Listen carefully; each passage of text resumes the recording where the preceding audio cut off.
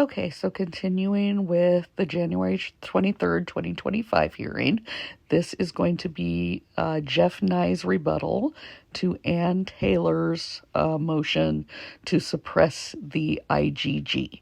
So let's listen in. Thank you, Your Honor. Why should I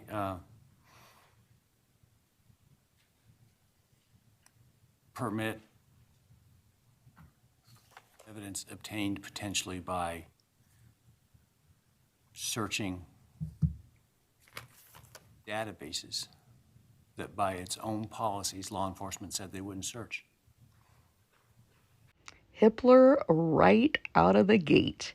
He doesn't mince words, he just goes for it, asking Nye why he should permit that evidence obtained from those warrants that they believe stemmed from the IGG. So a couple points on that. First, even assuming that that's all correct and that they violated the terms Seems to be the evidence. The terms of service, Your Honor, don't affect the Fourth Amendment. The terms of service, and certainly Mr. Koberger does not have standing to raise a violation of the terms of service. And even if he did, the remedy for the terms of service is not a violation of the Fourth Amendment.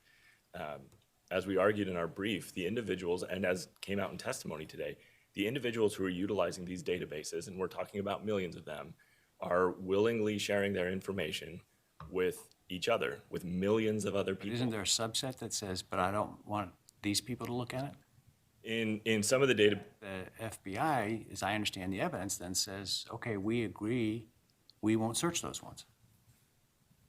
so I'll address that part, but on the database piece, the issue is that no one sharing this information with millions of other people could have a reasonable expectation of privacy. The test for that isn't, do they have a reasonable expectation of privacy against law enforcement? It's against the public writ large.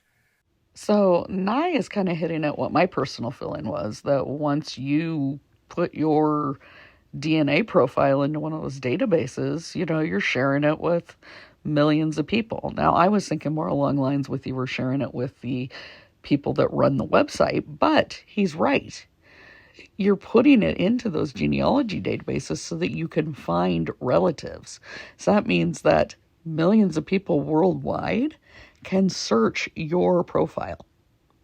And they upload their own DNA to see if they match with anyone else. So that really, to me, doesn't have an expectation of privacy. So I think Nye is making a very good point. So, for example, we cited in our brief 3 different cases where Idaho's appellate courts have found people have given up a reasonable expectation of privacy in information that was shared with a single company. And it was shared with that company just so they could get the service from that company. Here, we're talking about people sharing it not just with the company, but with millions of other people, because sharing it is the purpose of providing it to the database. So regardless of what the FBI did or didn't do in terms of violating the terms of service, no one has a reasonable expectation. Is it different if they share it with the company and it's obtained by lawful process from that company versus going in the back window and taking it? No, Your Honor, because right now what we're asking is not reasonableness of the search. Right now what we're asking is there even a reasonable expectation of privacy? And so the fact that no one has a reasonable expectation of privacy in those databases means that even if the FBI violated those terms of service, no one has a Fourth Amendment right to complain, and certainly Mr. Koberger doesn't. He has not asserted factually or through evidence that he was a customer to one of these databases. And maybe that changes the case if he were, but he's not. He's not even claiming that. He's not even asserting it. Yes, that comes up again. Did Koberger have a profile in one of those genealogy databases? And as Nye says, he's not even asserting it. And Ann didn't claim that Koberger did either. So would he have standing if he did?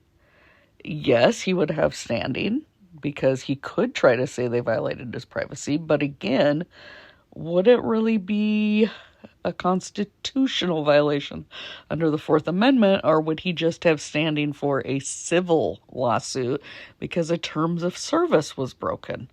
See, this is where it gets really interesting because, again, there's not really any precedence about this legal wise. But let's continue and listen to Jeff. Now, I do want to address the second part of the court's question about the FBI has indicated that they wouldn't do this. I believe that's a reference to the policy we've been discussing, the interim policy by the DOJ. I certainly do not speak for the Department of Justice. I do not work for the FBI. I'm speaking for the state of Idaho, but I can read a document, and if you look at the policy in footnote 1, it clearly says this interim policy does not impose any legal limitations on otherwise lawful investigative or prosecutorial activities or techniques utilized by the Department of Justice or limit the prerogatives, choices, or decisions available to or made by the department in its discretion.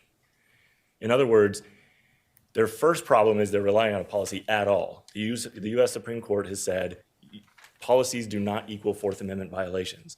Their second problem is it's a circular argument. The policy doesn't say you cannot do any of these things. It's saying best case scenario, you're not going to do these things. Well, if you were interpreting this as a matter of contract, wouldn't you have a problem in the sense that on the one hand it says don't do this, and on the other hand you've got a more general sort of catch-all that says, but we're not really meaning anything we say? No, I don't think there's a problem interpreting that at all.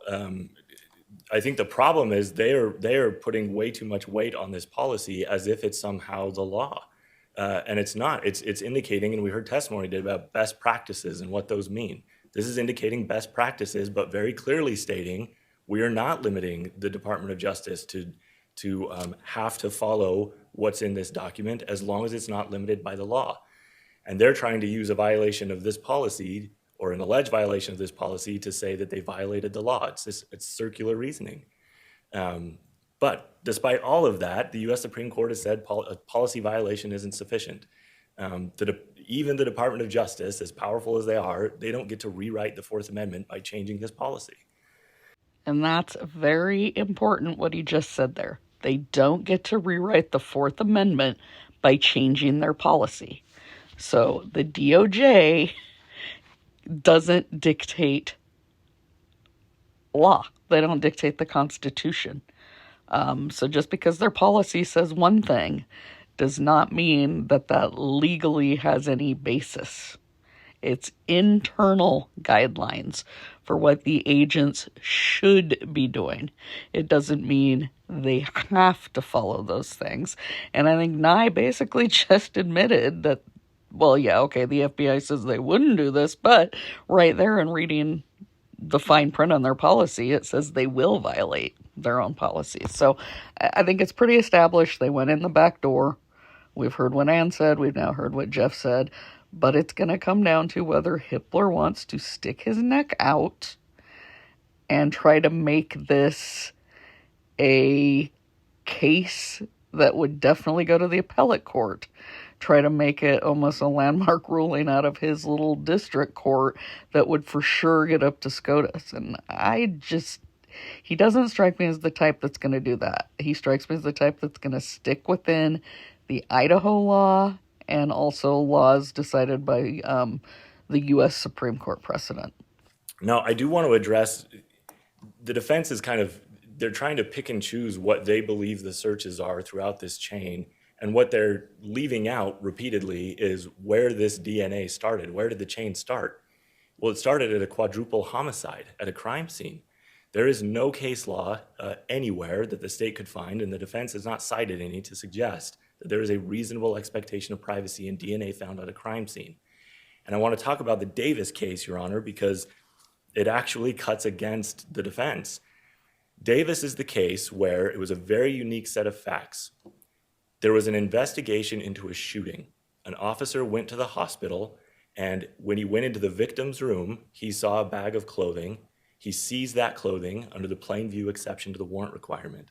So the clothing wasn't abandoned. This was an exception to the warrant requirement. Later on, this individual who was a victim now becomes a suspect, and they have this DNA and they test it. And the Fourth Circuit said, no, you can't do that. You can't take it because he's a victim and then later use it against him as a suspect. That is nothing at all like what we have here. And in fact, if this court looks at the district court opinion that was affirmed by the Fourth Circuit, It expressly states nothing about this holding is indicating that the government needs to get a search warrant for crime scene DNA. That does not support their position. And that Davis case was the one Anne was trying to make parallels for in her argument. And you can see that it is apples to oranges. The clothing that was taken was not from the crime scene, and then they tried to use it to test later when that person that was hospitalized later became the defendant. Well, this is completely different. Kohberger's DNA was left at the crime scene. There's no expectation of privacy over that, and also they didn't take the DNA from him when he was like a victim and now a suspect. No, he left DNA at a crime scene. So that's a completely different scenario. Davis wouldn't even apply here. The Achilles heel in their entire chain argument here is that there is no case anywhere that suggests that a DNA analysis restores a reasonable expectation of privacy. So in the Davis case, no one lost their reasonable expectation of privacy. It was seized pursuant to the Plainview Doctrine. The other case that they're relying on is that recent Supreme Court decision from Arizona. They attached it to their reply. That case is similar to Davis in that the DNA was collected from someone who consented to it under a statutory framework because they had to provide 2 vials of blood so it could be tested for alcohol and drugs. Again, that case would have come out differently had the 2 vials of blood been found at a quadruple homicide. That is a pretty big factor in deciding whether or not someone has a reasonable expectation of privacy. In Idaho, while this specific issue has not been addressed by the appellate courts have told us what to look for when you're talking about a reasonable expectation of privacy. And it's things like ownership, possession, control, ability to regulate access. Mr. Kohberger had none of those things with respect to the DNA on the knife sheath. We are talking about not just a crime scene, not just a murder scene. We're talking about a murder scene in a house to which he has asserted no connection whatsoever, 4 victims to which he has asserted no connection whatsoever. We're not just talking about his DNA happened to be found in, a dresser drawer or something. It was found on a knife sheath where 4 people were killed by a knife. This is as crime scene as it gets. And that's where the DNA was found, and they can't cite any case law whatsoever. And so they try and just ignore that and skip over it and say, well, let's just talk about the DNA analysis. The other problem they have, as this court questions indicated, is the analysis that was done in this case, as we heard the evidence today, is not something that revealed a bunch of private medical information. In fact, the defense's own expert, who is engaged in the same kinds of conduct as Othram in terms of developing these SNP profiles, said he had successfully developed hundreds of SNP profiles and never once learned medical information about any of those individuals. He testified that he has never even heard of a forensic investigative genetic genealogy case that was solved using medical information. And in fact, and I wrote this down when I asked him what he would need to do to learn medical information from those SNPs, he said, quote, "It would be a lot of research." Whoa, okay, so that argument obviously came out of the closed morning hearing. So it sounds like Anne and the defense is trying to claim that one of the reasons that a warrant should be needed is because you can get medical information from DNA.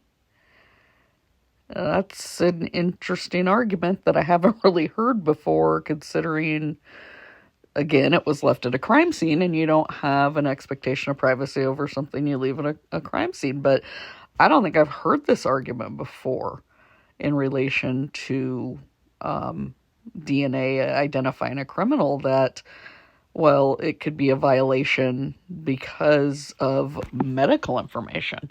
And at the same time, like Jeff Nye is saying, I've never heard of them matching a suspect through medical issues. I guess, is he trying to say that maybe if 2 people have the same mental condition, for instance, that you can match them on a family tree that way?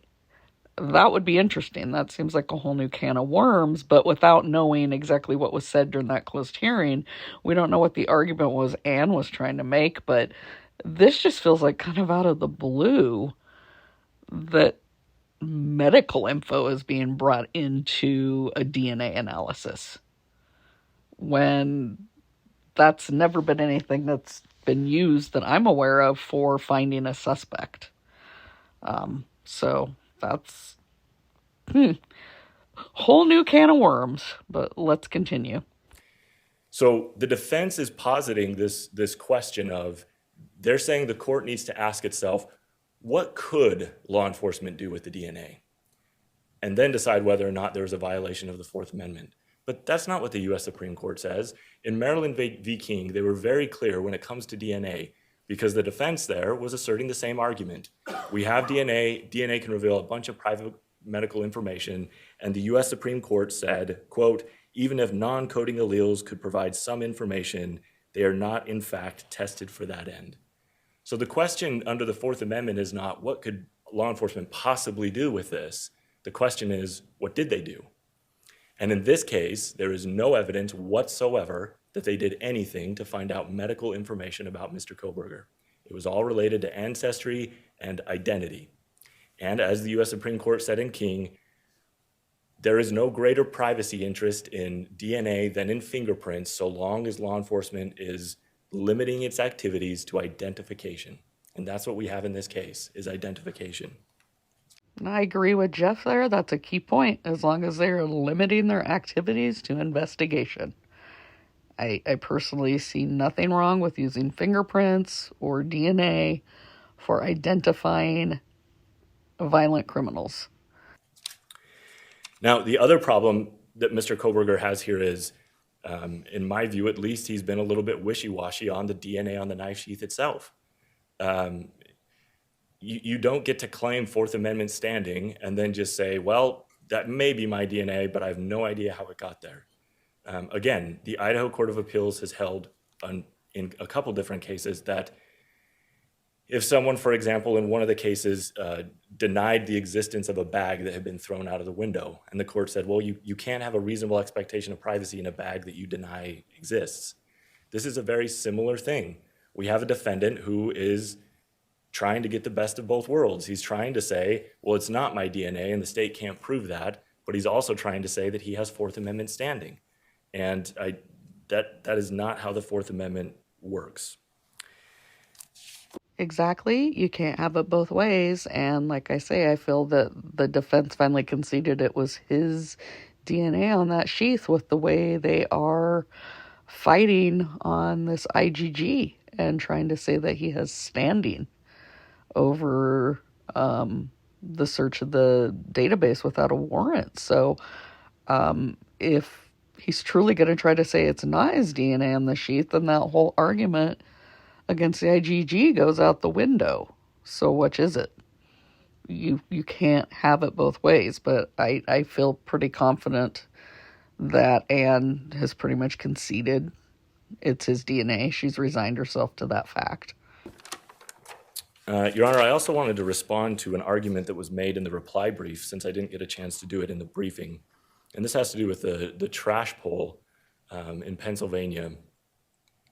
And I'll just start by saying that the defense has offered no evidence whatsoever that would take the trash pull in this case outside of the Idaho Supreme Court's decisions in Donato and Paluzzi.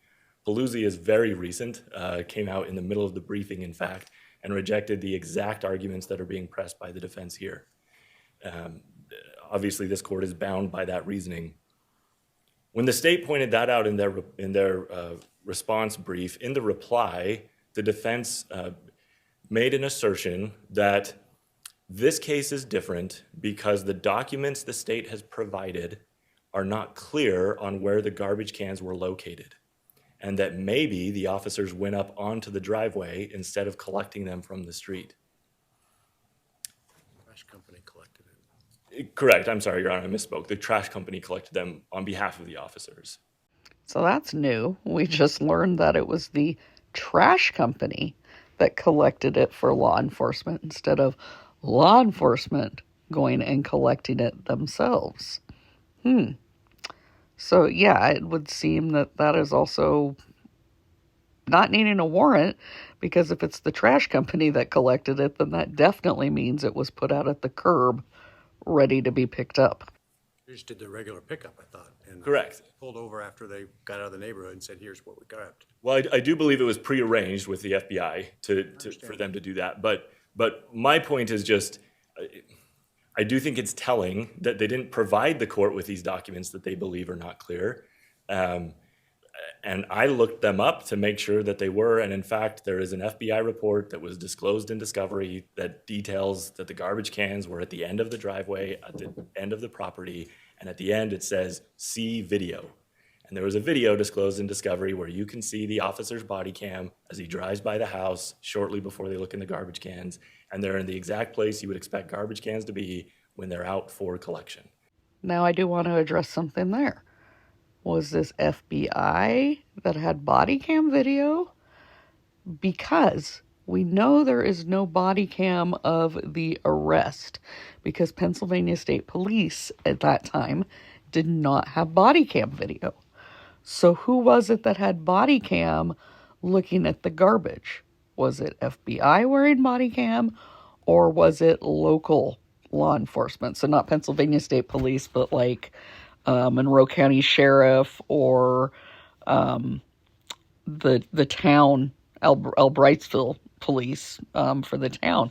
I'd be curious to know, but also, were none of them then allowed along on the arrest on December 30th, to where they would have body cam? Was it solely Pennsylvania State Police? Or was any local law enforcement there with them? Because this just, to me, is going to open a new can of worms about body cam. Because I had understood there was no body cam at all for anything there. Now we're finding out there's body cam footage for the trash pickup. So, it's a little weird. Again, I know Pennsylvania State Police did not have body cams, but obviously there's other officers from different agencies that would have. So that concerns me a little. I'm not going to lie and say that doesn't concern me about the body cam issue as far as the arrest goes. Do I believe they had body cam footage and got rid of it? No. I don't believe any was taken. But I'm just trying to wonder why nobody had one on, if there's some officers from different agencies that would have had body cam.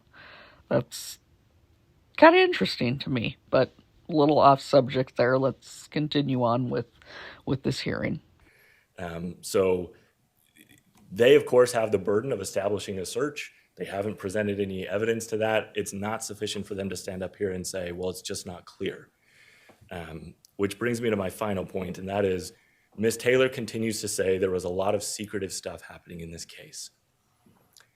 That is not sufficient to satisfy their burden that there was a search, that someone had a reasonable expectation of privacy. When you have the burden, you have to present evidence. You don't get to just stand up and say, well, it was very secretive. I will note in this case, as the court may be familiar with it, as it's probably read back through the record, the defense in this case has gotten a lot more information than many defendants in other states who have, where there's been an IGG investigation. Yes, he makes a very good point there, because Idaho law, and also the law in many other states, is that IGG is not discoverable. That's because those genealogy databases are searching through other people's DNA. Therefore, it is not discoverable. Only something involving the defendant's own DNA is discoverable when it comes to those searches. So IGG has never been considered discoverable in Idaho, but for some reason, Judge went ahead and made a ruling outside the Idaho law and allowed the defense to see some of the IGG information. But that's why everything has been so secretive, because it never was supposed to be discoverable to begin with. And a lot of those work notes and everything else don't get kept because there's no expectation they would have to be turned over.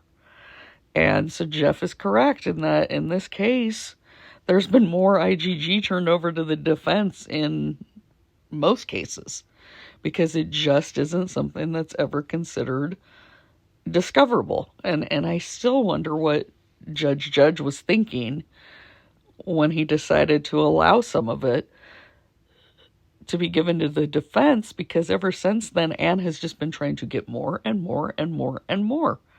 And she never really was entitled to any of it to begin with, per state law. I mean, obviously a judge has that right to bypass the state law, but it's just always stymied me that it was even turned over to her. And the prosecution has maintained all along they're not using this. It was just a tip. But now Anne's trying to use it as a basis to get a whole bunch of warrants thrown out by trying to argue some sort of Fourth Amendment right that just isn't there when it comes to IGG. So this whole thing, it's crazy. Because the majority of courts have found this isn't really relevant information. It's just a tip. Now, it is what it is in this case, and we, of course, complied with all the court's orders and provided the information, but there's not a lot of information, not because it's secretive, but because it's just not our case. It's not what we're focused on. It's not the evidence we plan on using at trial. And yes, IGG was used in this case, and yes, it did point to the defendant. But the fact that happened doesn't mean that there was a violation of the Fourth Amendment. Unless the court has any questions, we'd ask you to deny the motion to suppress. If the FBI, in fact, violated the Fourth Amendment rights of Mr. Koberger, you would agree the state is burdened by that? That's a great way of putting it, Your Honor. Yes, the state would be burdened by that. Yes.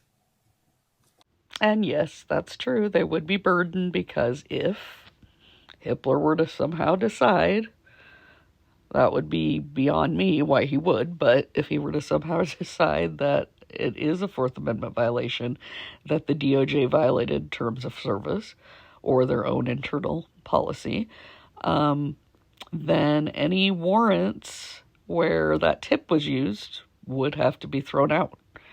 But the one thing is, you still have the STR match between Koberger's dad from the garbage and Koberger. So, and that STR match was what was used to get the arrest warrant. So it would create a burden, but I don't necessarily think it would knock out all of probable cause in this case. But it will be interesting to see going forward what happens. So now the next video in this series is going to be Anne coming back up to kind of give her final argument on this, because she gets to rebut now what Jeff said. So that will be the next segment.